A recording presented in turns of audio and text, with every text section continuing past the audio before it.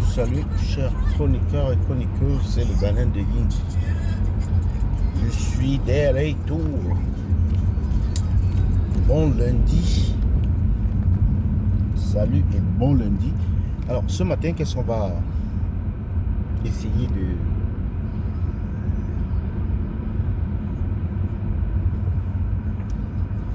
Quel sera le sujet de la discussion ce matin? Eh bien, j'ai choisi un sujet tout à fait particulier qui est celui, n'est-ce pas, du retour au bercail. Retour au bercail. Alors, nous qui sommes en Occident, on considère que ceux qui sont au pays considèrent que on ne va jamais rentrer en fait. Ceux qui sont au pays sont dans leur rôle. Nous sommes le service social et nous devons absolument demeurer dans cette position de service social jusqu'à la fin des jours. Donc, il est nullement question que nous essayions de changer soit de position, soit de vision, soit de direction. Et si nous essayons de changer de direction, c'est un problème. Qu'est-ce qu'on peut bien faire en Afrique? Il y a beaucoup de docteurs en projet qui sont là sur les réseaux sociaux qui vous invitent à faire X, Y ou Z. Les gars, pour ma part, ce que je vais vous dire de faire, c'est d'acheter des terres. Investissez dans l'achat des terres. C'est un investissement porteur. C'est-à-dire aussi simple comme les gens le disent là. Vous achetez un terrain, si c'est même 1 hectare ou n'importe quoi, s'il est trop grand, vous y mettez des bords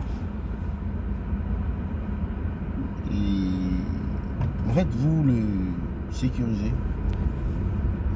Vous mettez un petit taudis là et quelqu'un habite là gratuitement. Quelqu'un habite là gratuitement avec contrat signé à l'appui. Après 5 ans, 10 ans, vous verrez que votre argent s'est multiplié ou la valeur de votre terrain s'est multipliée par 3, voire 5 ou plus de 5 fois. C'est aussi simple que ça. Maintenant, moi je dis, quand vous avez des terres, si vous en avez beaucoup, vous commencez à y faire, à y planter des arbres fruitiers. Simplement, des arbres fruitiers. Les arbres dont les fruits sont chers. L'avocatier. Avocatier. Prunier. Oui, validé.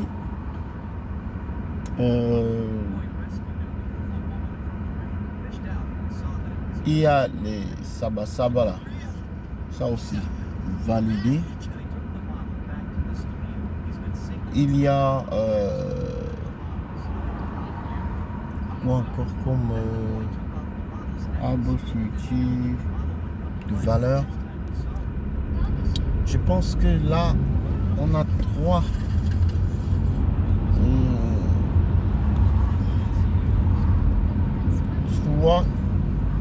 bonnes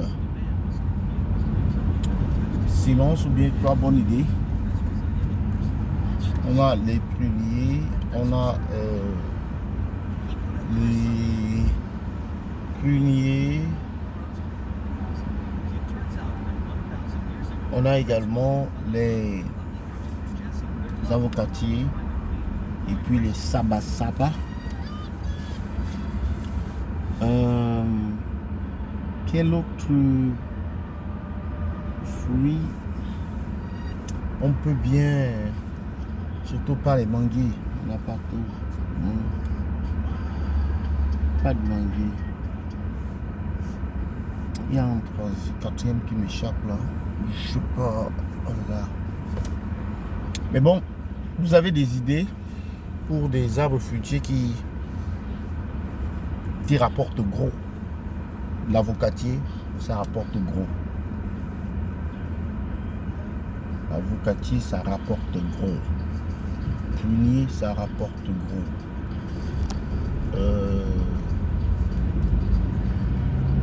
Sabasaba, ça rapporte gros. Les ananas, ça rapporte gros. Voilà. Donc, investir, c'est commencer tout doucement comme ça. C'est commencer tout doucement. Et de créer un collège, n'est-ce pas, de personnes pour gérer votre ferme ou votre champ. L'élevage des porcs, c'est également quelque chose de porteur. L'élevage des porcs. Et quand vous êtes là en Occident, allez, faites la recherche d'une ferme. Contactez le monsieur de la ferme. Allez-y à la ferme, passez, sacrifiez une journée pour aller faire du bénévolat dans la ferme. On va vous apprendre tout gratuitement. Tout gratuitement. Voilà des idées aussi simples. Allez dans une ferme, cherchez une ferme. Il y a beaucoup de fermes. Ils ont besoin des aides, ils ont besoin des personnes. La main d'œuvre, ils ont besoin des personnes qui peuvent les aider à mener les activités quotidiennes. Si vous offrez vos services contre l'apprentissage, c'est un deal gagnant-gagnant. Donc c'est quelque chose que je suis en train de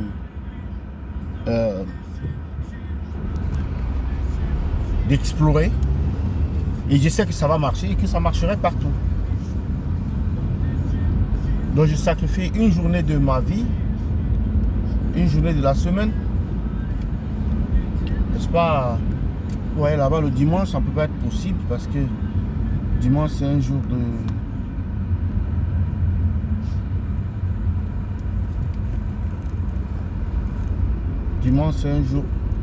repos. Il faut que je trouve un jour dans la semaine où je vais là-bas.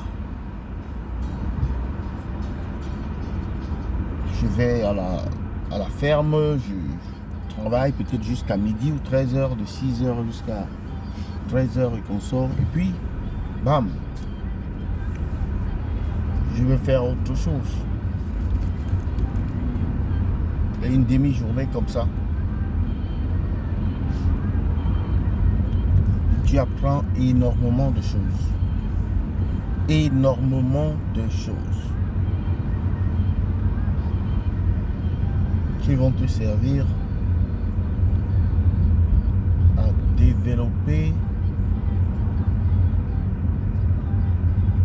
ton système à toi aussi.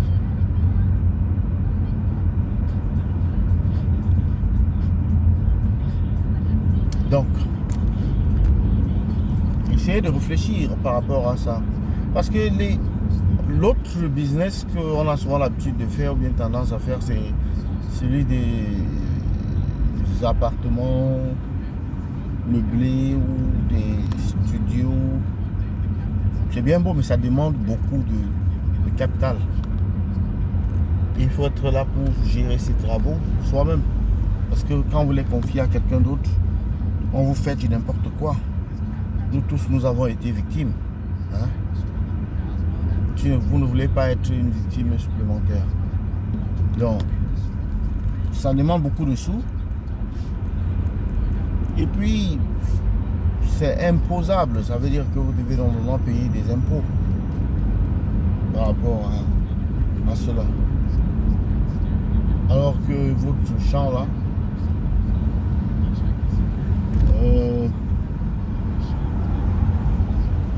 c'est vous seul qui savez combien vous gagnez.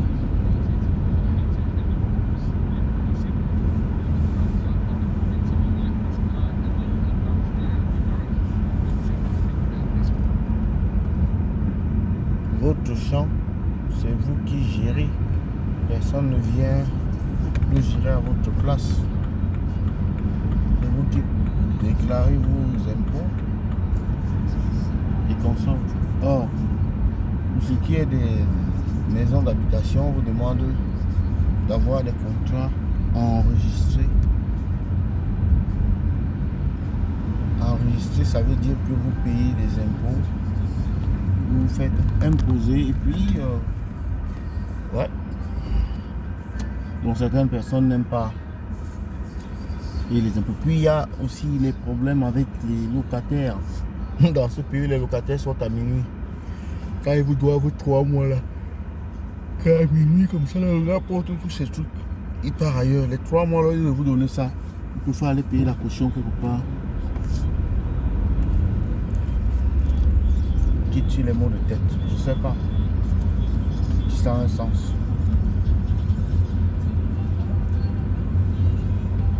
Donc, il y a encore ce problème là.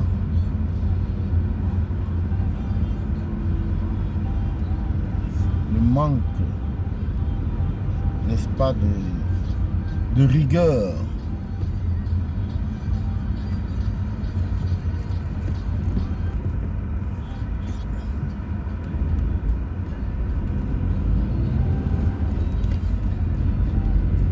Manque de rigueur.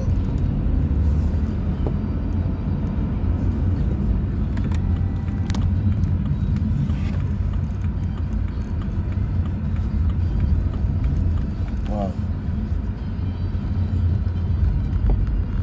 Why all this traffic?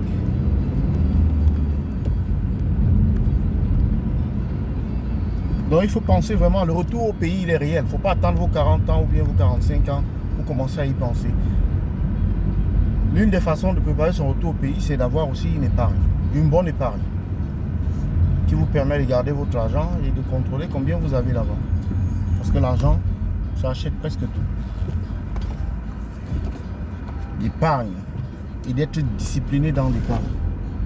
Les problèmes des Camerounais, les problèmes des Africains ne finiront jamais. Du moins, pas durant votre vie ici sur Terre. Ces problèmes-là ne finiront pas d'ici peu. Donc, ne vous donnez pas cette pression incommensurable de faire... Hey!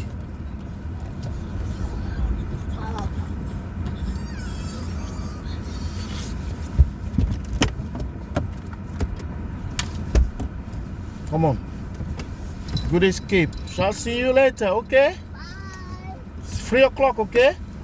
See you later. Yep, see you See then. you when school ends. Yep. Have a good day. Right. Have a good day, son. Ouais, là, c'est l'une des punitions ici. On accompagne les enfants à l'école jusqu'à l'âge de 9 ans, 10 ans. Tous les matins.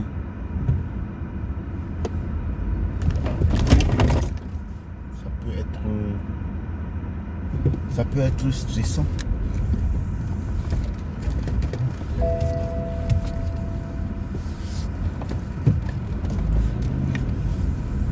Ça peut être très stressant. Mais bon, quand on a déjà fait tout ça, on veut rentrer se reposer en Afrique. Ah ouais. On veut rentrer se reposer en Afrique. Tranquillement. Tranquillement. Ah, tout à l'heure, il y avait trop de trafic là-bas. Donc, je vais dévier en espérant que je ne vais pas m'embourber.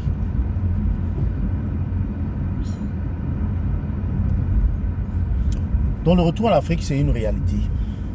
Le retour en Afrique doit se planifier. C'est-à-dire, dès qu'on pose les pieds en Occident, là, il faut commencer à préparer son retour en Afrique. Bon, c'est pas tout le monde qui va rentrer en Afrique, hein. Mais je suis sûr que le peu là qui ne rentre pas, ce n'est pas parce qu'ils veulent, mais c'est parce qu'ils ne peuvent pas. Mais cette vie de l'Occident, c'est bien beau. Il y a des choses intéressantes ici, comme le service de santé, ouais, les bonnes routes et consorts. Mais à un moment donné, vous n'avez plus besoin des bonnes routes, en fait. C'est pas que vous n'avez plus besoin des bonnes routes, mais en fait, c'est pas votre priorité, les bonnes routes. Votre priorité devient votre santé. Hein? Votre priorité devient votre santé. Et donc, vous donnez les moyens d'avoir la bonne santé. Et la bonne santé, ça s'entretient. Hein? On n'attend pas le dernier jour pour chercher la bonne santé.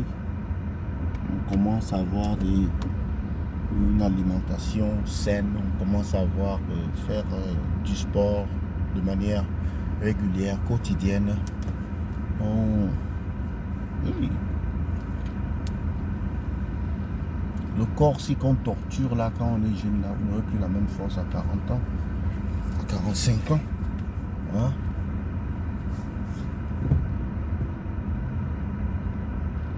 Il sera temps de, n'est-ce pas, mettre un peu de frein sur ce que vous faites. Le freinage. Bon, le retour au pays, c'est important.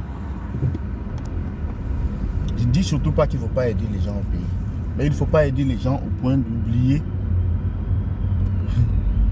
qu'on n'est pas en train d'oublier de s'aider soi-même.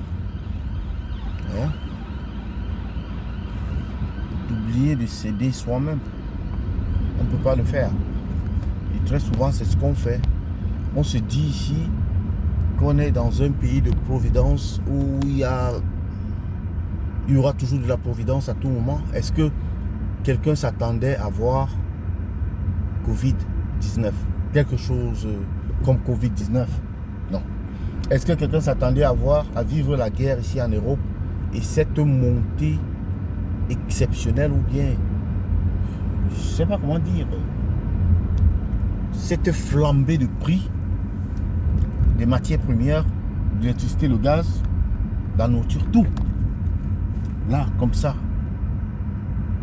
Ah oui. La même chose se passe en Afrique aussi. Les prix ont augmenté, même là-bas aussi. Donc il n'y a pas d'échappatoire. On ne peut pas dire qu'on va s'échapper vers l'Afrique pour éviter la hausse des prix. Bien, la vie chère. La vie chère, c'est partout. La vie chère, c'est déporté partout.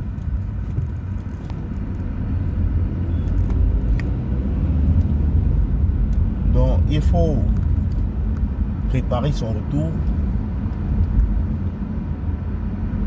Je vous ai donné quelques astuces là, mais il faut le faire dès le départ. C'est qu'on se plonge très vite dans le mode de vie ici. Les fêtes, acheter les beaux vêtements. Et maintenant, il y a une autre pression supplémentaire. C'est les réseaux sociaux qui vous imposent de publier la voiture avec laquelle vous roulez, la marque des vêtements que vous portez, prendre des photos, exhiber cela sur les réseaux sociaux. Ça, c'est une pression supplémentaire. Donc, il y aura encore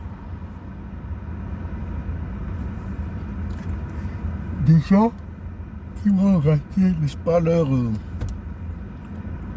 aventure. On est en aventure. Bon, je ne nie pas qu'il y a des gens qui sont là, qui ne comptent pas y retourner, mais c'est un sentiment très difficile parce que moi je suis venu ici quand même, j'ai dit toujours relativement jeune, mais bon, ma maman même qui m'a accouché, elle demande à rentrer depuis. Et moi-même depuis un certain temps, depuis pratiquement 5 ans, 6 ans, ouais, je pense au retour. On essaye d'envisager le retour. Ouais, il y en a qui diront non mais on investit là où on est. Oui, vous pouvez investir également là où vous êtes, vous achetez vos maisons, vous achetez ceci, cela, mais à un moment donné, ça dépend. Hein?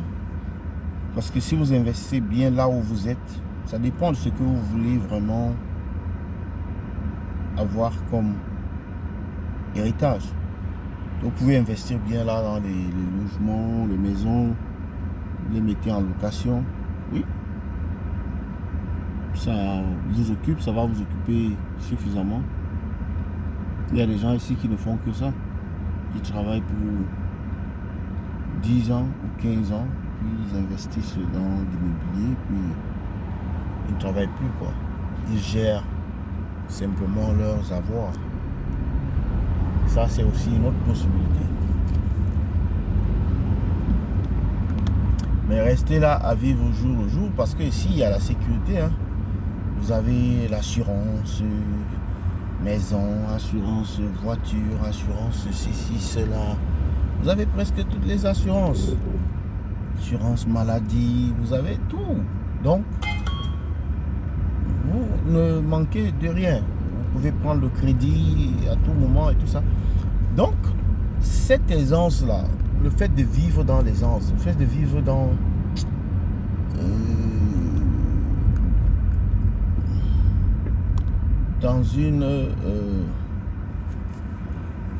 d'avoir une stabilité financière peut vous amener à vous endormir. Ouais. À être trop laxiste. Ouais.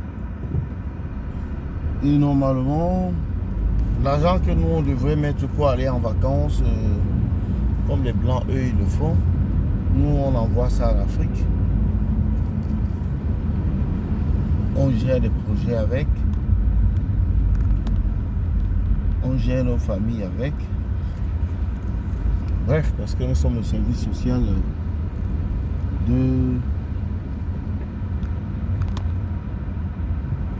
des Camerounais. Service social.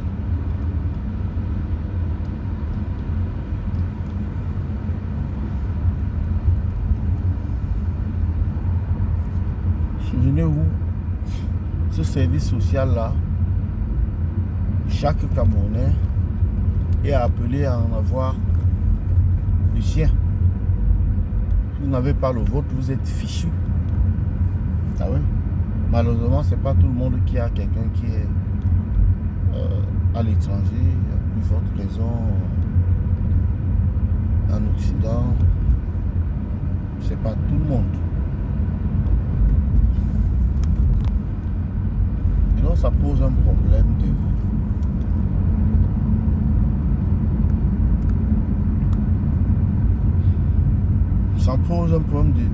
défi. Donc c'est tout le monde, c'est le défi maintenant dans les familles au quartier là-bas.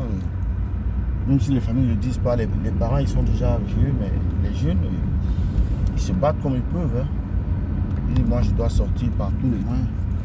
Et on vit dans des drames comme ceux qu'on a l'habitude de voir sur la Méditerranée, soit dans le désert.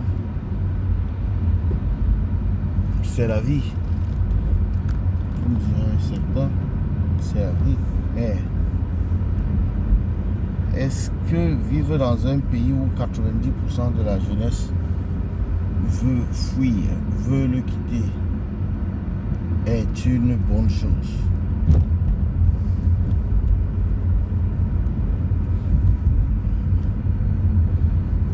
Le pays sera donc développé par qui? Si tous les jeunes ou les personnes qui ont la force de travailler,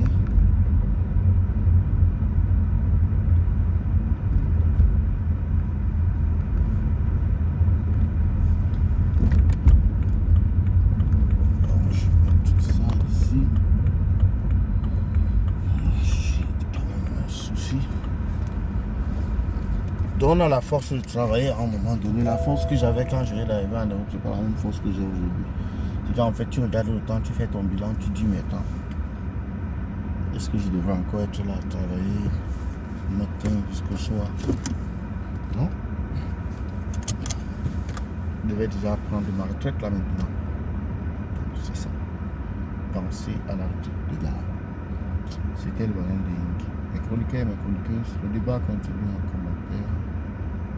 Je vous salue tous. Bon début de semaine à vous. Bon lundi. À bientôt. C'était le banane de Yingi. Nous suivons ce débat en commentaire. Merci de partager et de commenter, liker et abonnez-vous.